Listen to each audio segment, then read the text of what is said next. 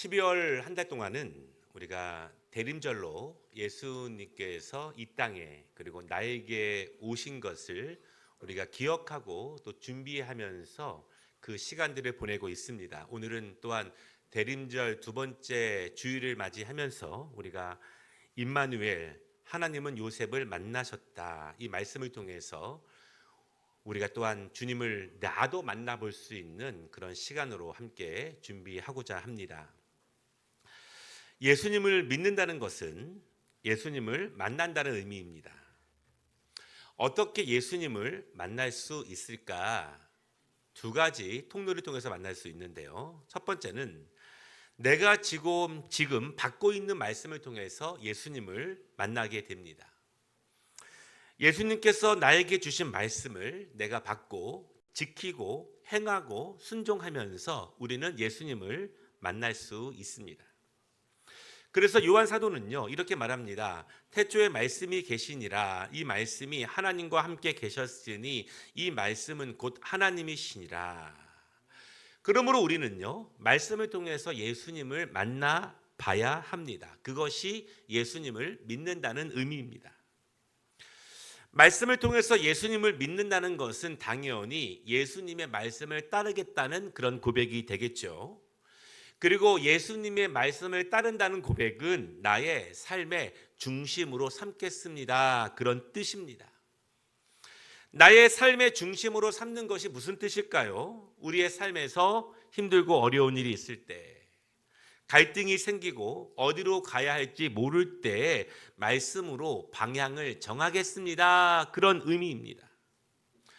말씀이 나의 마음과 정반대를 말할 때, 말씀이 나의 상황과 다른 이야기를 하고 있을 때, 말씀이 나의 감정과 다른 곳을 가리키고 있을 때, 말씀이 내가 가고자 하는 것과 정반대를 말할 때, 그때 말씀을 따르는 것, 그것이 말씀을 따른다는 의미이고 그것이 삶의 중심에 삼는다는 그런 의미입니다. 왜냐하면 예수님은 말씀으로 오셨기 때문에 그렇습니다.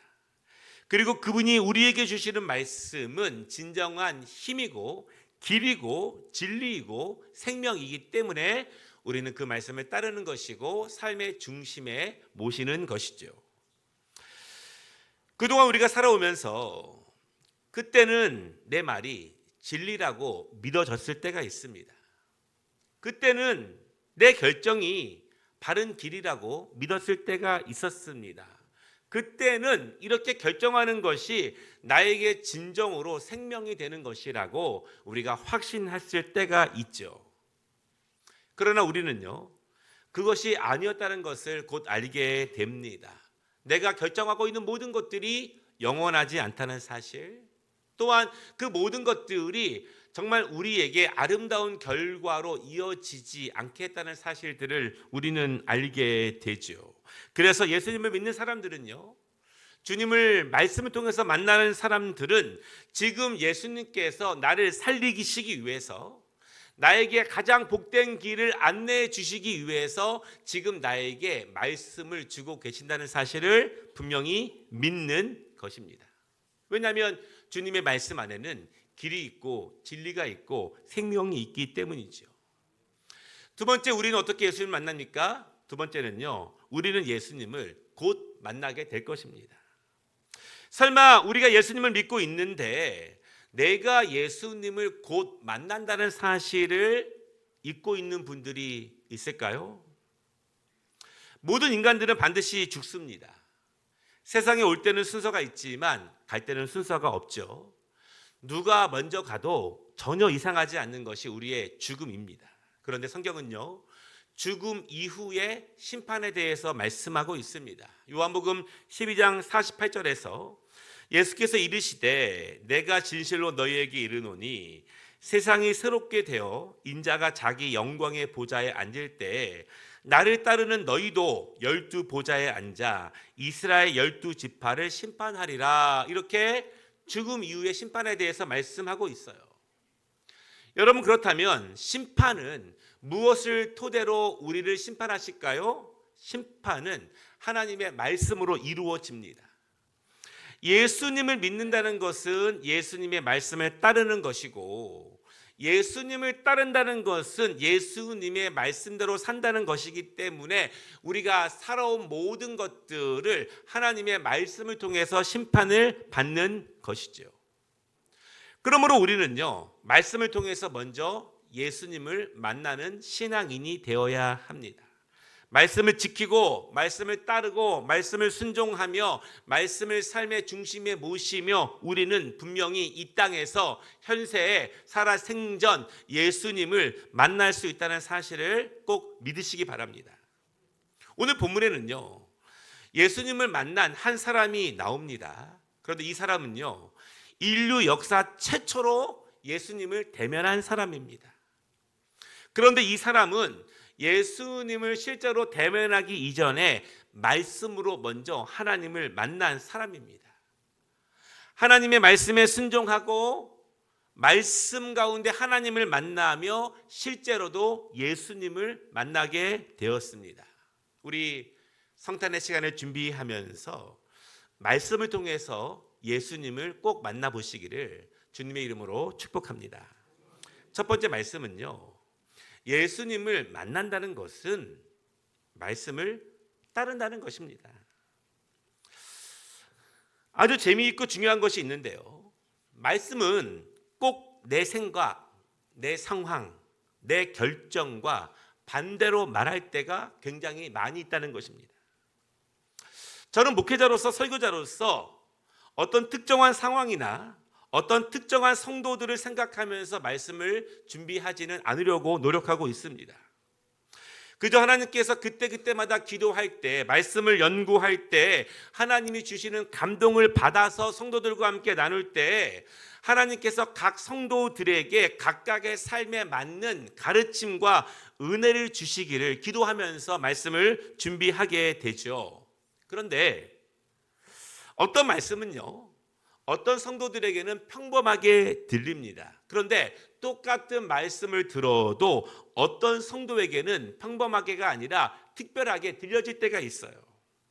예를 들어 제가 주님의 말씀에 순종하십시오 이런 설교를 하게 되면은 이 말씀을 그저 평범하게 듣는 분이 계십니다. 평소에 주의 말씀에 순종을 잘하시는 분들이나 아니면 그저 이 말씀을 늘 듣는 말씀이기 때문에 평범하게 듣는 분들이 계시죠. 반대로요, 이 말씀을 지금 하나님께서 나에게 주시는 말씀이구나 그렇게 듣고 계시는 분도 계시고, 어떤 분들은 지금 목사님께서 나를 꼭 지적하시면서 말씀하시는 것이다 그렇게 생각하는 분도 계세요. 그러니까 똑같은 말씀이라도 평범하게 받아들이는 분도 계시지만 다르게 받아들이는 분도 계시죠.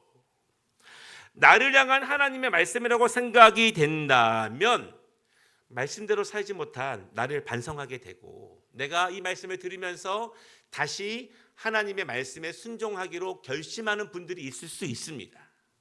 하지만 반대로요, 오늘 목사님께서 나를 꼭 집어서 꾸중하고 계신다 그렇게 생각하는 분들도 계실 수 있어요. 그러면 마음이 불편해질 수 있고 마음이 다치기도 합니다.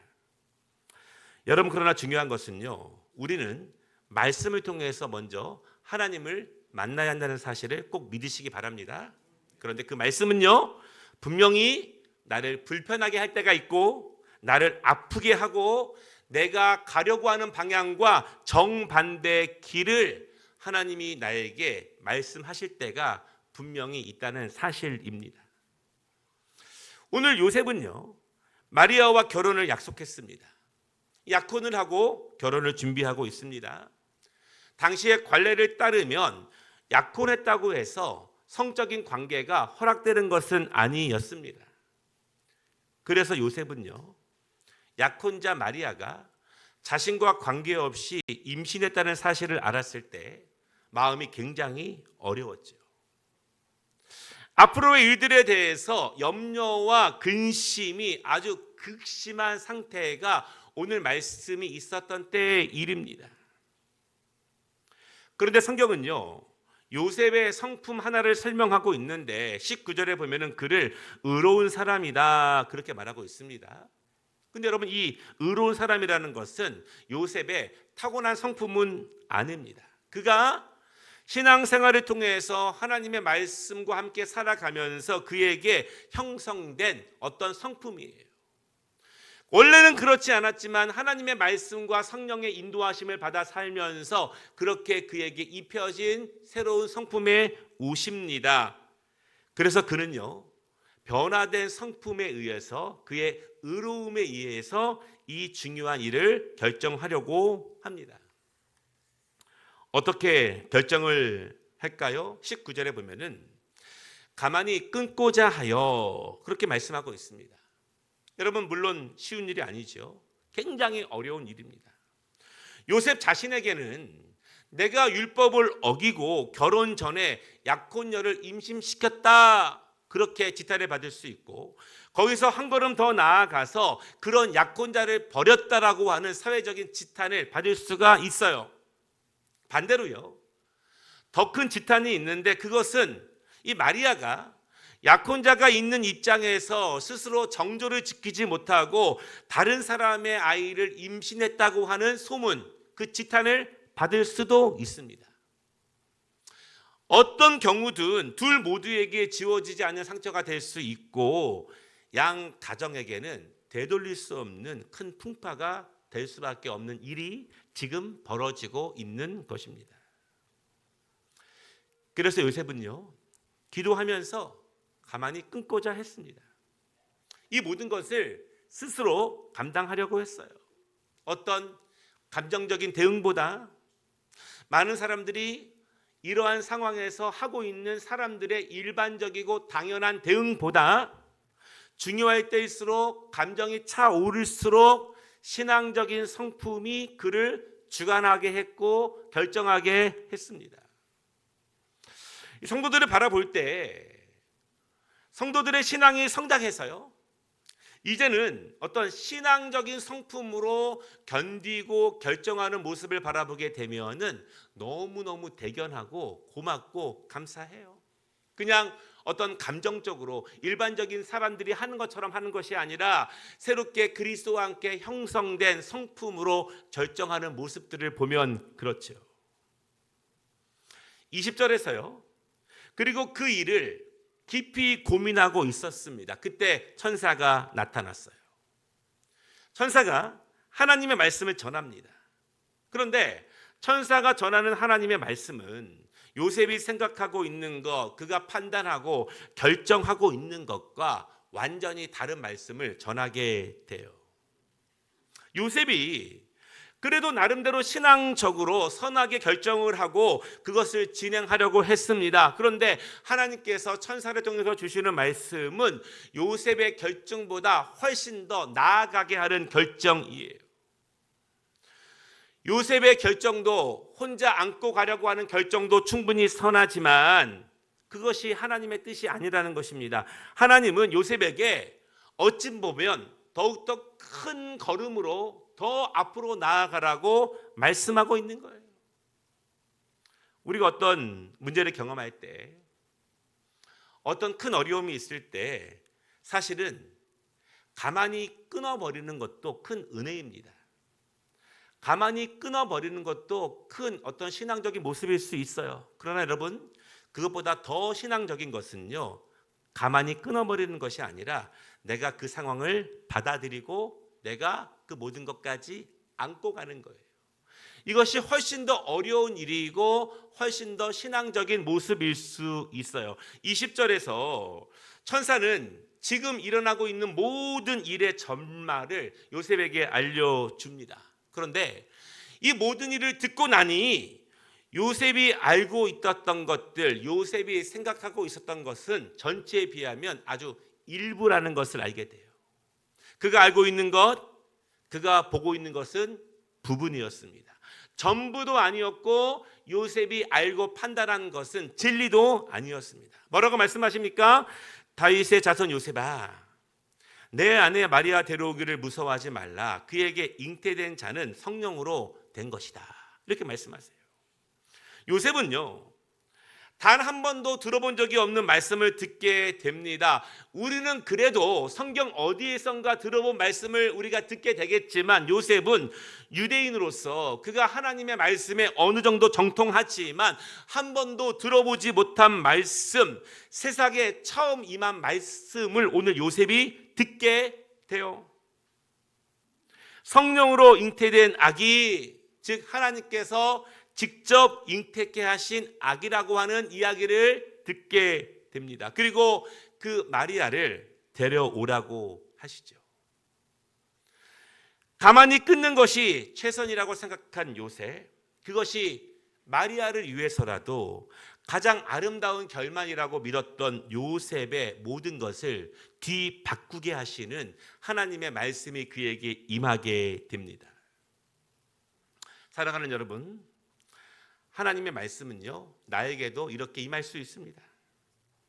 우리 인생에 있어서 한 번 혹은 그 이상 나의 모든 것을 뒤바꾸라고 하나님께서 말씀하실 수 있다는 사실을 꼭 기억하시기를 바랍니다. 하나님은 그렇게 말씀하실 수 있어요. 왜? 하나님께서는 이 현명한 요셉이 가장 지혜롭게 아름답게 결정하고 그것을 이루려고 하는데 왜 요셉의 모든 것을 완전히 뒤바꾸는 말씀을 주고 계시는가? 첫째는 그것은 요셉과 마리아를 동시에 살리기 위한 하나님의 뜻이기 때문에 그렇습니다.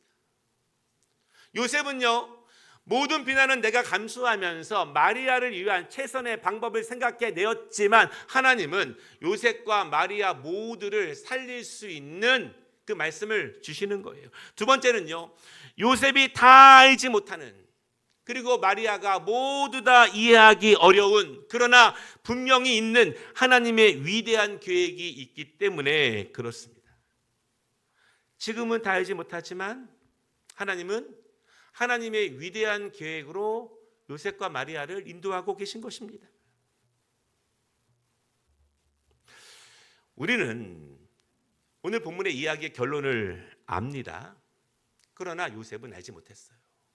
요셉은 그의 상황 가운데, 괴로움 가운데 결론을 알지 못했습니다. 우리는 알지만 우리도 그렇습니다.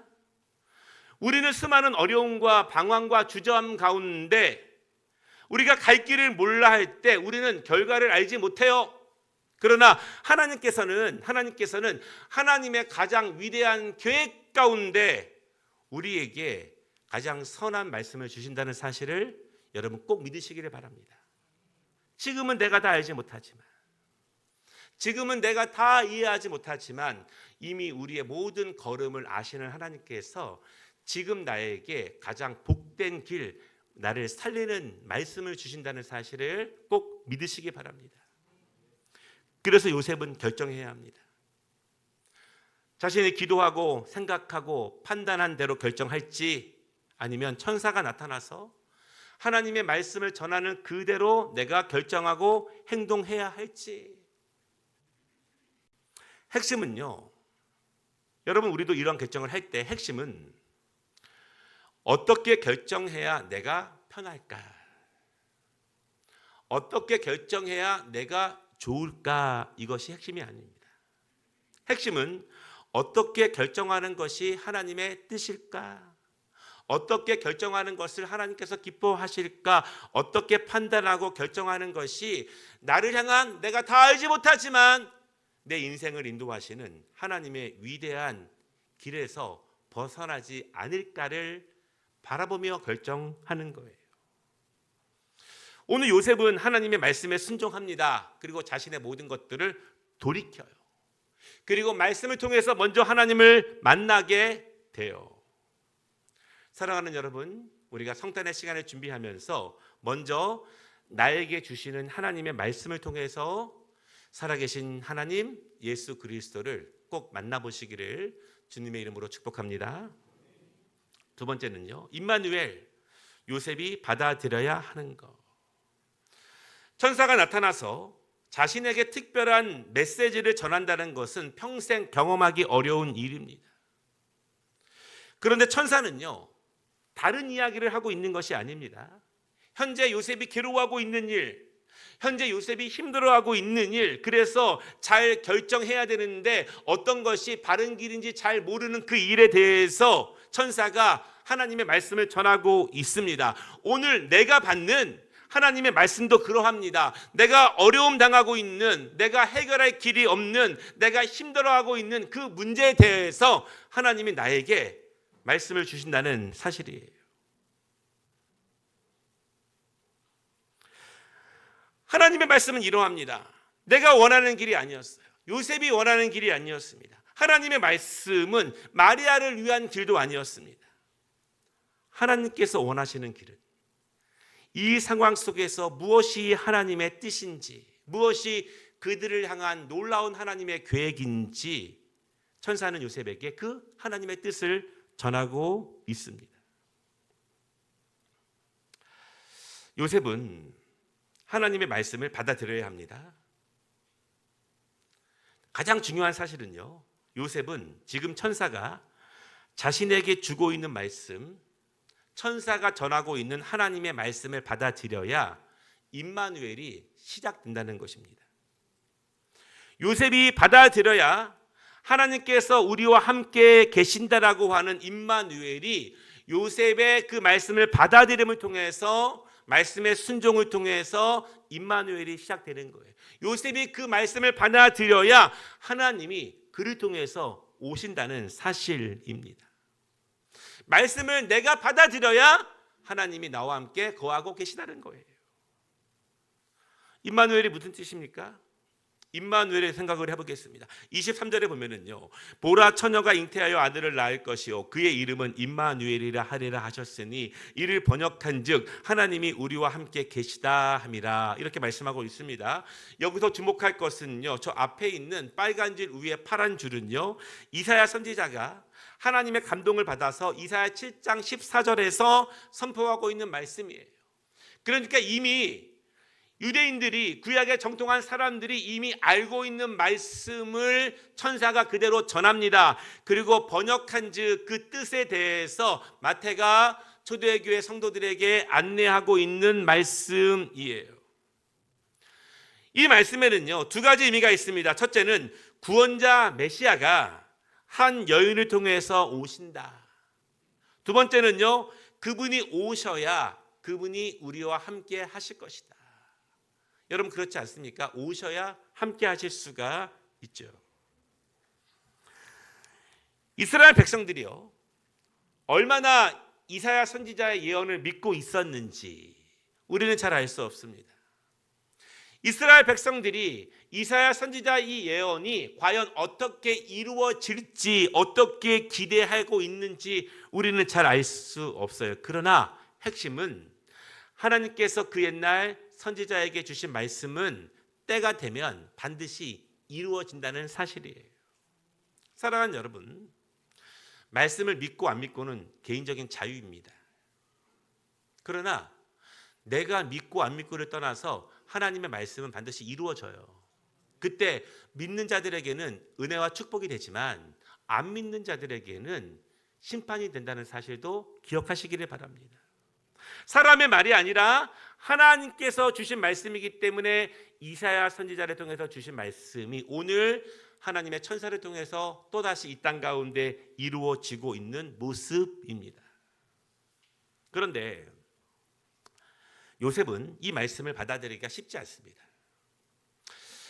말씀을 받아들이고 믿는데, 그리고 실천하고 따르는데 여러 가지 장애물들이 있어요.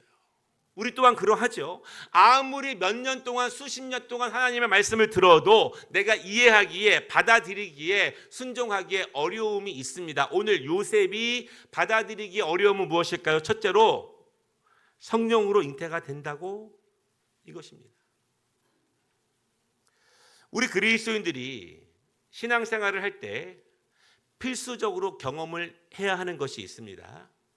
그것은 하나님께서 스스로 하나님 되심을 선포하신다는 사실을 경험하는 것입니다. 하나님은 자연을 창조하셨습니다. 그리고 자연의 법칙을 통해서 자연이 스스로 풍성하게 재생산되도록 만드셨습니다. 그것이 하나님의 뜻이죠. 그러나 하나님은요, 자연의 법칙을 멈추실 때가 있습니다. 언제일까요? 하나님께서 스스로 하나님 되심을 나타낼 때 하나님이 만드신 자연의 법칙을 멈추십니다. 어떤 일들이 있었죠? 애굽에서의 10가지 재앙의 일들이 그랬습니다. 하나님은 자연의 법칙을 멈추셨습니다. 홍해가 갈라질 때가 그러합니다. 하나님께서 많은 선지자를 통해서 보이신 능력과 기적들이 그렇습니다. 예수님께서 보이신 능력들도 하나님께서 스스로 하나님 되심을 나타내실 때 일이에요. 성령으로 잉태가 된다고 사람이 아니라 성령으로 잉태가 된다고 성경은 하나님이 스스로 하나님 되심을 나타내기 위해서 전능한 능력을 믿음의 사람들에게만 보이실 때가 분명히 있다라는 거예요.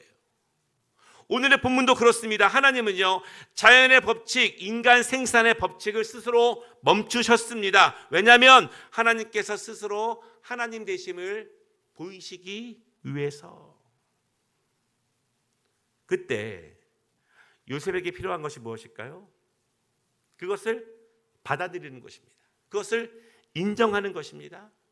인정을 넘어서 하나님의 나타나심에 대해서 찬양을 올려드리는 거예요. 내가 무엇이길래 하나님께서 나를 통해서 하나님의 스스로 나타내심을 보이고 계시는가에 대해서 우리는 감사와 찬양을 마땅히 올려드려야 하겠죠. 오늘 이 신약의 성도들이 믿고 있는 신은요, 초대교회 성도들이 믿고 있는 신은, 내가 믿고 있는 신은 당시에 로마 사람들이 믿고 있었던 신들과 그리스의 신들과 같지 않았습니다. 어떤 신처럼 최고로 힘센 신도 아니고 바다를 다스리는 신도 아니고 사랑을 주관하는 신도 아니었습니다. 어떤 인간적인 신이 아니라는 거예요. 이 말은 그런 신들이 아니라 우리가 믿고 있는 하나님은요, 내가 모든 것을 예상할 수 있는 신도 아니고 나의 지성과 감성과 나의 생각이나 경험 안에 가둘 수 있는 신이 아니라는 사실이에요. 나를 넘어, 인류 모두를 넘어, 인류 역사를 다 포함해도 하나님의 뜻과 하나님의 일하심은 인간의 모든 것 안에 가둘 수 있는 분이 아니라는 사실입니다. 여러분, 그것을 믿으시기를 바랍니다. 그래서 우리가요, 인간의 이성과 과학으로 알 수 있는 하나님의 자연 법칙에 대해서 감사해야 하지만 하나님께서 스스로 하나님 되심을 드러내실 때 우리는 그것을 받아들여야 합니다.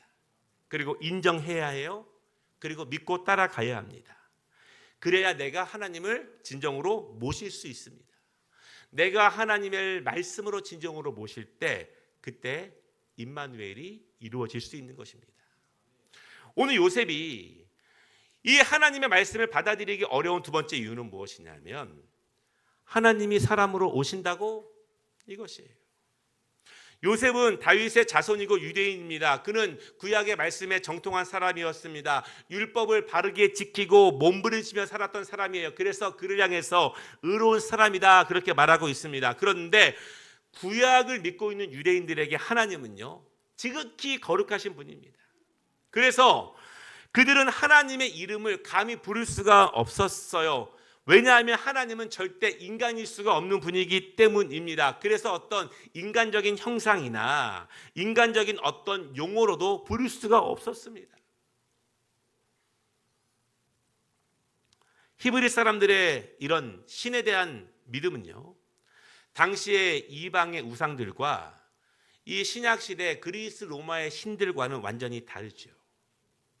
그리스 로마의 신들은요, 인격이 있었습니다. 각각 주관하는 분야가 있었고요, 때로는 인간의 모습으로 나타나서 어떤 이야기를 만들어내기도 했습니다. 그래서 우리가 알고 있는 그리스 신화의 신들은요, 각각의 사연이 있고 스토리들이 있어요.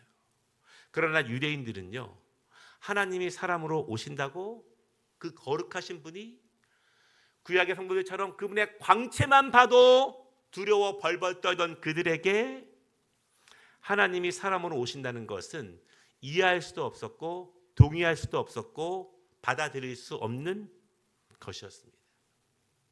그런데 하나님이 그렇게 오신다고 천사는 요셉에게 말씀하고 있습니다. 그럼 요셉은 어떻게 해야 될까요? 받아들여야 합니다.